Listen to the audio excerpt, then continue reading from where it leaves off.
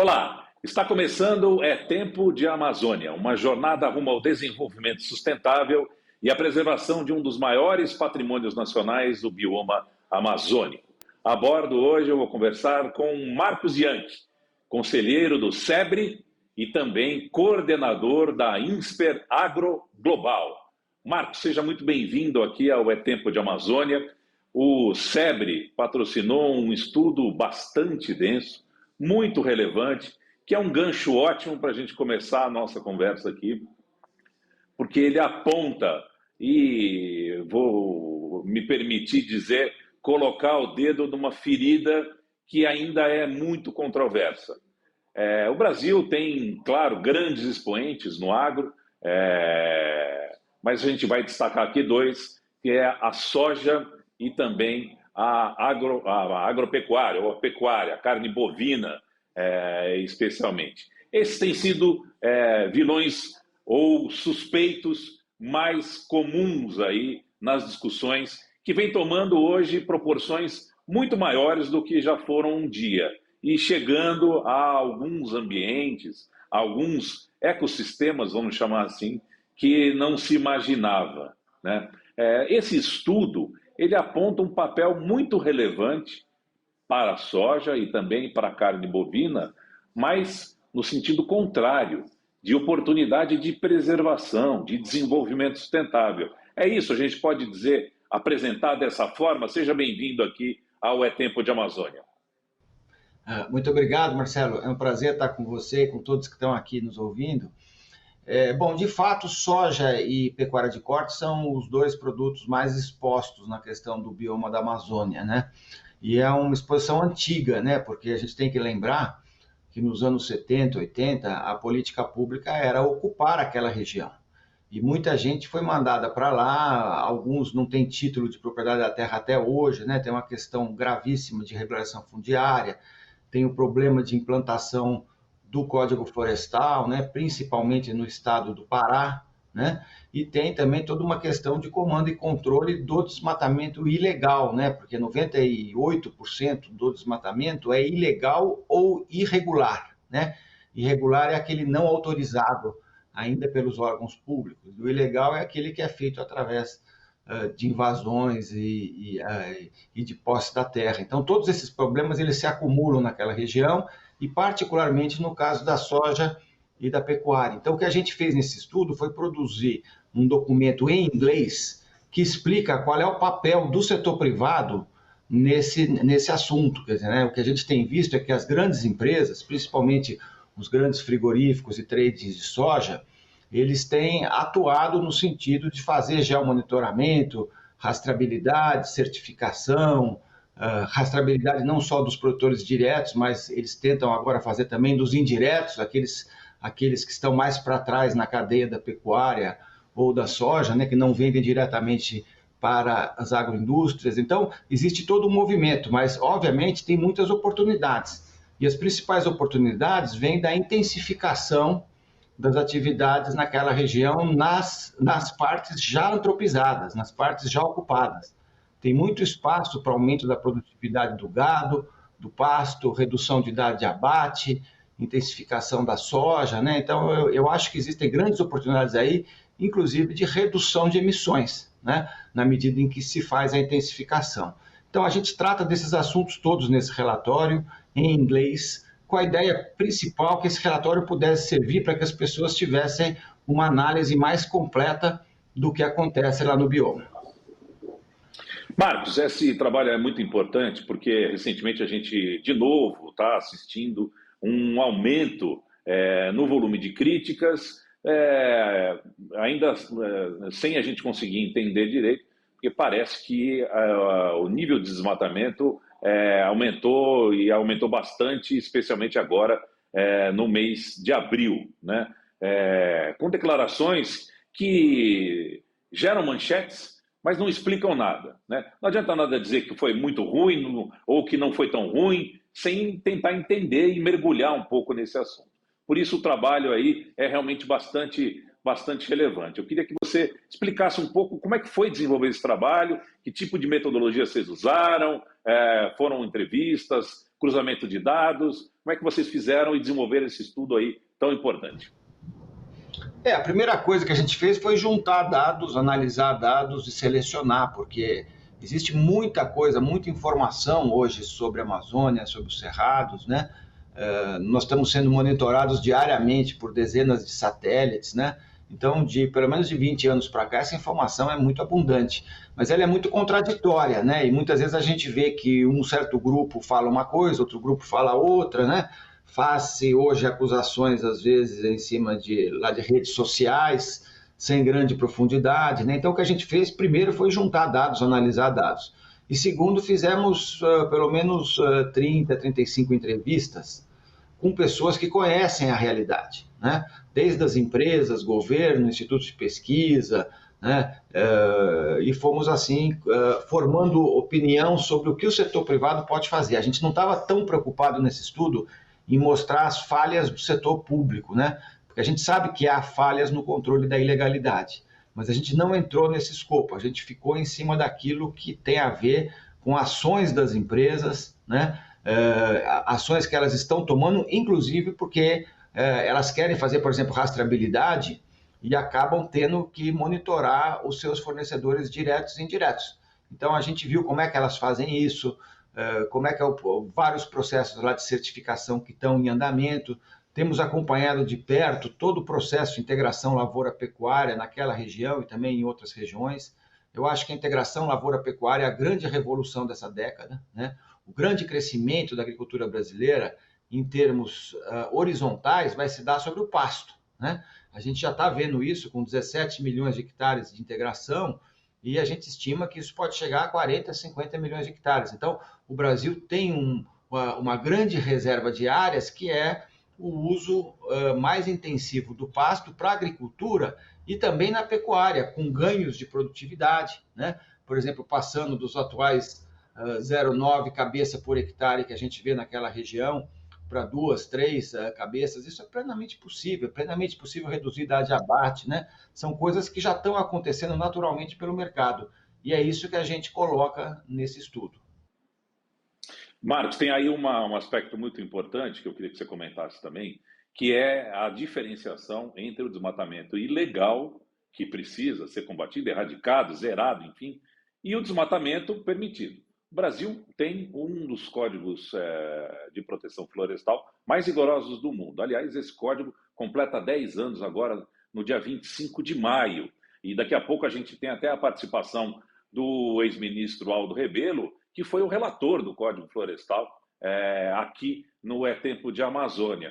Mas essa diferenciação entre o desmatamento ilegal e o desmatamento permitido por esse Código Florestal, que é muito rigoroso, essa diferenciação ela não tem sido feita e é muito importante, certo? Eu acho que é absolutamente certo, sabe? Eu acho que as duas grandes dívidas que a gente tem, primeiro, é regularizar a propriedade da terra, né? Não é possível que uma fiscalização funcione, né?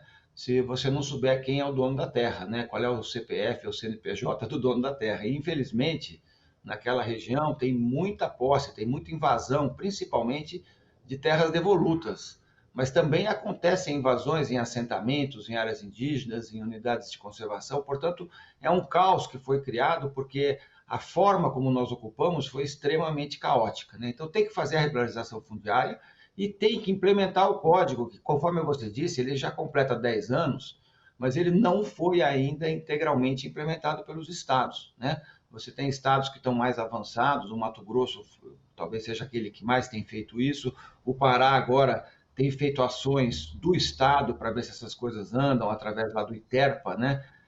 Que é o Instituto de Terras do Pará, através da Secretaria de Meio Ambiente, mas nós ainda estamos muito longe de conseguir, inclusive, auditar o CAR, o Cadastro Ambiental Rural, que foi entregue para os produtores. A gente sabe que tem muita duplicidade, tem muitas coisas que foram colocadas equivocadamente, porque ele é autodeclaratório.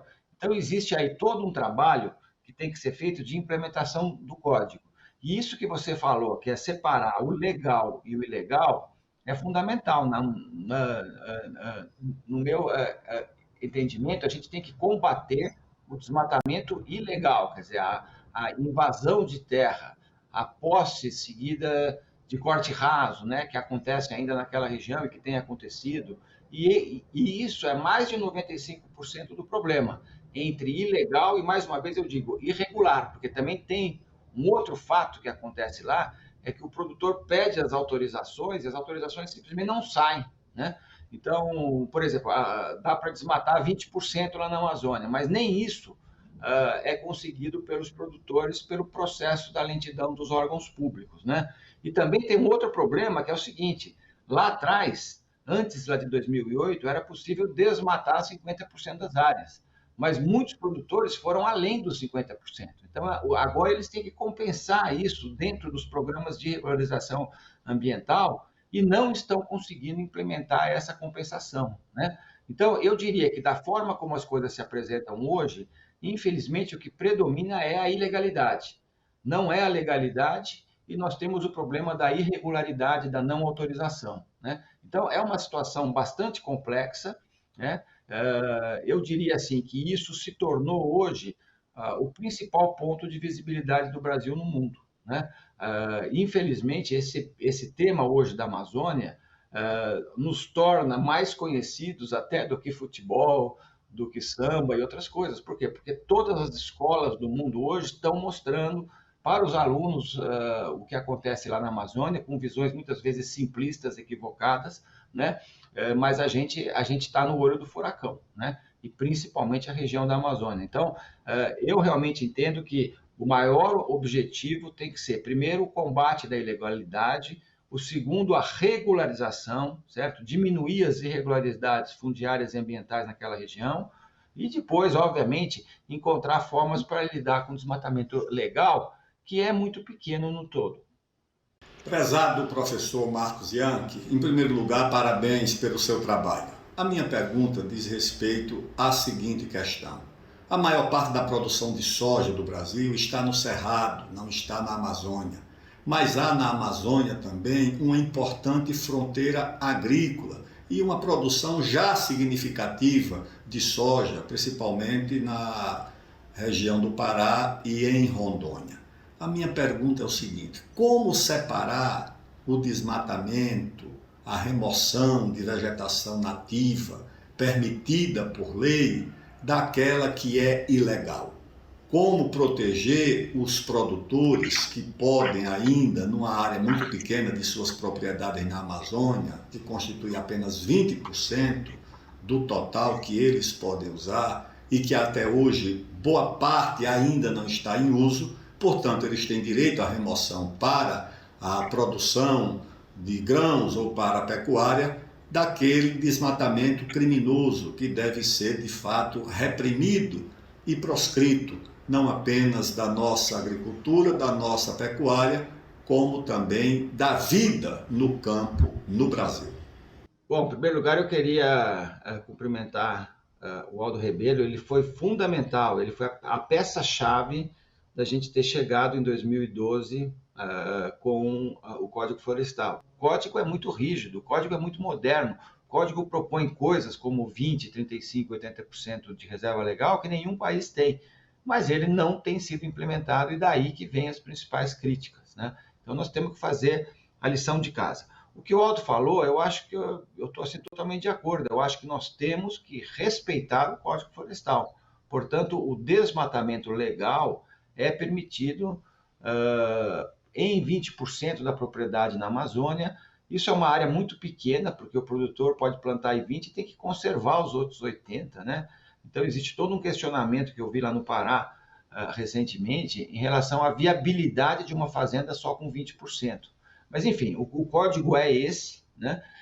E a gente tem que respeitá-lo e também tem que introduzir mecanismos para aqueles que não quiserem desmatar, né? Você sabe que existe hoje o mercado de carbono, a compensação, né? Toda a parte de pagamentos por serviços ambientais, que pode ser utilizado para quem não quiser tirar os 20% da propriedade que tem direito. Agora, mais uma vez, o problema não está na legalidade, o problema está na ilegalidade. O que está crescendo, né? O que o mundo viu foi que o desmatamento brasileiro tinha caído de quase 3 milhões de hectares em 2004, e de lá para trás era sempre 1,5 a 3 milhões de hectares por ano, caiu para 500 mil hectares em 2014, e de lá para cá subiu para 1,3 milhão de hectares no ano passado, e esse ano vai ser 1,5 milhão de hectares. Então, esta subida recente, que não chega nos níveis que o desmatamento tinha sido há 20, 30 anos atrás, é ela hoje que, por estar extremamente monitorada, ela que está vilanizando o Brasil, né? E isso passa, no meu entendimento, pela implementação e respeito ao Código Florestal, que o Aldo acabou de falar, mas pela implementação também de todos os instrumentos, a parte lá do programa de regularização ambiental, a checagem dos cadastros ambientais rurais, a saída, a solução para produtores que foram além dos 50% de antes do código, né? Para que eles consigam regenerar ou pelo menos compensar em outras áreas. Eu vi lá no Pará, por exemplo, que tem muitos produtores que querem compensar e se regularizar, mas eles não encontram a possibilidade, por exemplo, de regularizar dentro do próprio bioma.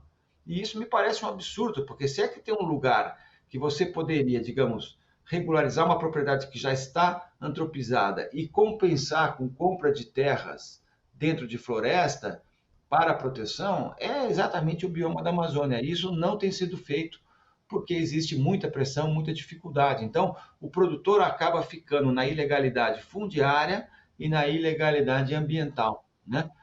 E é esse o grande problema, né? Agora, o Código Florestal, mais uma vez, ele prevê muitos instrumentos e se tudo isso for implementado, a gente já dá um passo gigantesco. Primeiramente, gostaria de cumprimentar o pesquisador Marcos Ianchi e gostaria de saber o ponto de vista dele, a situação aqui no Amazonas da produção tanto de gado de corte, leiteiro, como também a produção de soja e de outros insumos, né? Soja, milho. A gente sabe que nos municípios do sul do Amazonas é onde se encontra grande parte do nosso rebanho e também uma área de campos naturais, bem propensos à produção de grãos. Eu gostaria de saber, do ponto de vista dele, como pesquisador, como ele enxergaria a possibilidade da criação de uma zona onde se pudesse extrair o maior potencial dessa área, que é uma área que tem uma logística facilitada em relação ao restante do Brasil, quando comparada com os demais municípios do estado do Amazonas, que tem a possibilidade de ter um avanço significativo na produção de alimento, contribuindo inclusive para alimentar o restante do país. Então, qual seria o ponto de vista dele em relação a uma flexibilização diante desse espaço, dessa zona, para que se pudesse atuar com algo diferenciado do que tem o Código Florestal para o bioma amazônico, onde se permite trabalhar apenas 20% da área? Se a gente conseguiria avançar em uma área maior, tanto para o plantio como para a pecuária, para que esses municípios do sul do Amazonas pudessem ser potencializados nessa produção. Bom, eu acho que o primeiro ponto dessa pergunta tão interessante lá do Tomás é o seguinte, quer dizer, o próprio mercado, e aqui eu estou falando de mercado, não estou falando de governo, tá? O próprio mercado vai levar soja, milho e outras atividades para a região do bioma da Amazônia, principalmente nas regiões antropizadas, né? Porque, conforme a gente sabe, aqui no Brasil nós temos hoje 80 milhões de hectares agrícolas e temos 160 milhões de hectares de pasto. A área de pasto é o dobro da área agrícola. E lá nessa região tem muita área antropizada com pasto e gado e ainda baixas produtividades se comparado com outras regiões, né? Então, eu acho que um processo que vai acontecer, que vai trazer ganhos econômicos, ganhos sociais e ambientais para aquela região, é a intensificação do uso das pastagens com agricultura, com pecuária, com integração das duas, com plantio de floresta. Quer dizer, é possível se pensar em um modelo muito mais racional de uso das terras já ocupadas naquela região, com a regularização ambiental e fundiária que eu já falei. Eu tenho visto alguns programas desse tipo lá no Mato Grosso, acho que vocês devem conhecer o programa PCI, por exemplo, Produzir, Conservar e Incluir, que o Mato Grosso tem feito, que ele trabalha com approach territorial, quer dizer, eles pegam lá uma área, um território, como por exemplo a região lá do Araguaia, isso poderia ser feito lá em São Félix, lá do Xingu e outras áreas, e tentam chegar num conjunto de atividades que tragam sustentabilidade econômica, social e ambiental para aquele território. Eu acho que a questão realmente que fica faltando nessa história, quando a gente fala dessa territorialidade, é que quando você vai para essas regiões lá do sul do Pará, você encontra todos os problemas de ilegalidade que eu falei, não só a questão das invasões e tal, mas o problema de regularizar o passado, né? E isso é o que mais dificulta. Então, eu entendo assim, o que eu vi lá no Pará há pouco tempo é que os próprios produtores hoje querem tomar as rédeas e ter uma organização mais forte, mais ativa, né? Que possa dialogar não só com o governo do Pará, mas com o resto do país e com o mundo, porque essa questão da Amazônia, e particularmente do bioma da Amazônia, deixou de ser local, deixou de ser nacional e se tornou global, né? Hoje isso está vindo de pressão de organizações internacionais, governos, bancos, investidores, varejo, trades, opinião pública. Quer dizer, então, é preciso ter mais organização, é preciso que tenha uma agenda transformadora daquilo que ficou para trás e que não foi resolvido, e, ao mesmo tempo, permitir esses instrumentos que nós já falamos aqui. O maior deles, para mim, é a integração lavoura-pecuária, permitir que isso aconteça nas áreas antropizadas. Isso é plenamente possível de acontecer, né? A intensificação da pecuária é possível, né? A gente sair de 3, 4 arrobas por hectare ano para 15, para 20, para 25, existe tecnologia para fazer isso, principalmente integrado com a agricultura, né? Reduzir a data de abate dos animais, por exemplo, de 48 meses para 30 meses, que é o tipo de boi, por exemplo, que a China quer, só isso já reduz em 30% a emissão lá do metano, por exemplo, que é um dos vilões do aquecimento global. Então, o que eu tenho visto é assim, a gente tem sofrido muita pressão em cima de uma visão que o agro brasileiro é vilão, né? E é isso que se fala pelo mundo afora. Agora, pouca gente conhece o que aconteceu aqui em termos de revolução tropical agrícola, que nos tornou solução para os problemas tropicais que nós temos e que uma boa parte do mundo tropical também tem, né? Porque não há nenhum país que tenha feito o que o Brasil fez em zona tropical lá do planeta. Inclusive em termos de monitoramento, lá de rastreabilidade, o que nós estamos fazendo é mais do que qualquer país faz.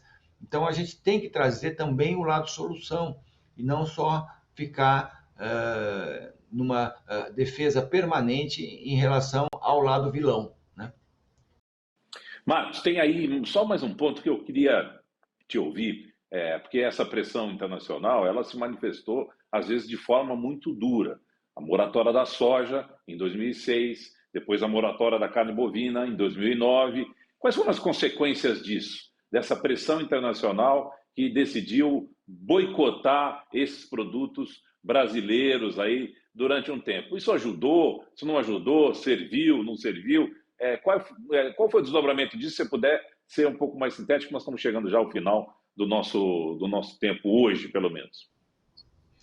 Olha, eu acho que a gente teve vários desdobramentos, né, disso. Primeiro que isso manchou a imagem e a reputação do Brasil, né? Essa pressão toda aí da forma como ela acontece de forma muito avassaladora hoje, é uma coisa permanente, é todos os dias, né?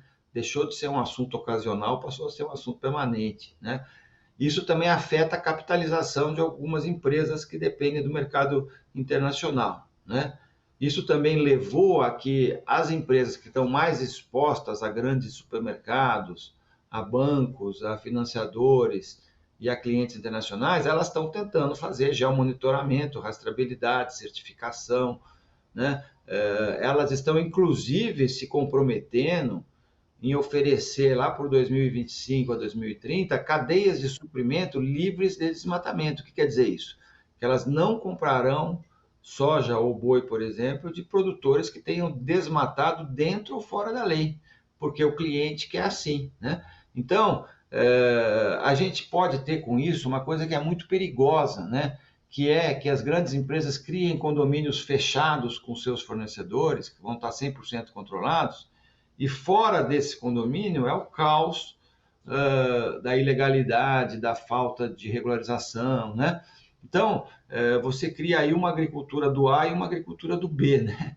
Então, eu acho que a gente tem, para a gente evitar que isso aconteça, para a gente evitar, por exemplo, que o Estado do Pará pague pela sua realidade de ser aquele que tem mais desmatamento e seja eventualmente banido de algum mercado, a solução para isso é setor privado e setor público resolverem as questões que não foram resolvidas, que eu já falei algumas vezes aqui, certo?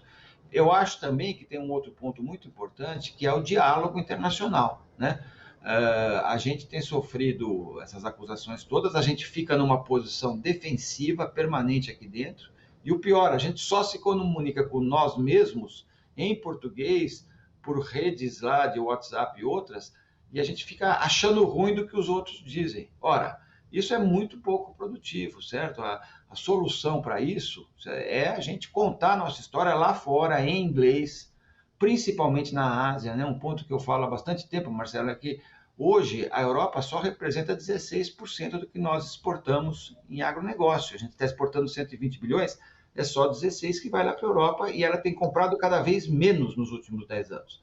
Então a gente tem que dialogar principalmente com os nossos compradores na Ásia, que já representa hoje, se pegar toda a Ásia, 66% do que a gente exporta. A China sozinha, quase 40%. Então, é lá que nós temos que estar. E é lá que nós temos que explicar o que é o Código Florestal, que ninguém entende, explicar por que a regularização fundiária não foi feita e o que está sendo feito para tentar fazer com que ela aconteça, né? Então, eu vejo por aí um grande desafio de comunicação, mas não existe comunicação sem ação, né? É comunicação. Então, a gente tem que ter ações concretas. Eu tenho certeza que se a gente inverter esse crescimento do desmatamento ilegal, né, que está em 1,3 milhão de hectares por ano, se isso cair para 1 milhão e tal, a gente deixa de ser vilão e passa a ser solução, né? Mas enquanto isso daí estiver crescendo, mesmo que a gente faça integração lavoura-pecuária, o mundo continuará nos atacando pelo crescimento do desmatamento. Então, mais uma vez, ações concretas do setor privado, do setor público, coordenadas entre os dois e um grande esforço de comunicação internacional. Excelente. Muito obrigado, professor Marcos Bianchi, pela participação aqui no É Tempo de Amazônia. Eu quero deixar o convite para a gente voltar a conversar. O tema realmente é muito vasto, muito amplo, e eu queria voltar a conversar mais para frente aqui no É Tempo de Amazônia, tá bom? Muito obrigado, Marcelo. Eu acho que esse programa é sensacional, né? Porque a gente poderia pensar uns anos atrás que a Amazônia não tinha muito a ver com o agronegócio lá do Cerrado e de outras regiões, que era uma coisa diferente, mas hoje em dia o que a gente vê é que a Amazônia afeta tudo, né? Quer dizer, hoje, apesar de mesmo aqueles produtores que estão aqui no sul, né, acabam sendo afetados pelas exigências que estão vindo sobre as costas do produtor, e ele tem então que se inteirar disso, né? E a própria sociedade tem que entender melhor que aquilo não é um problema desse governo, é um problema muito anterior de coisas que não foram resolvidas. Excelente. Quero agradecer também a sua companhia aqui, assistindo ao É Tempo de Amazônia. Nós temos um encontro marcado. Na semana que vem tem mais. Muito obrigado. Até lá. Tchau.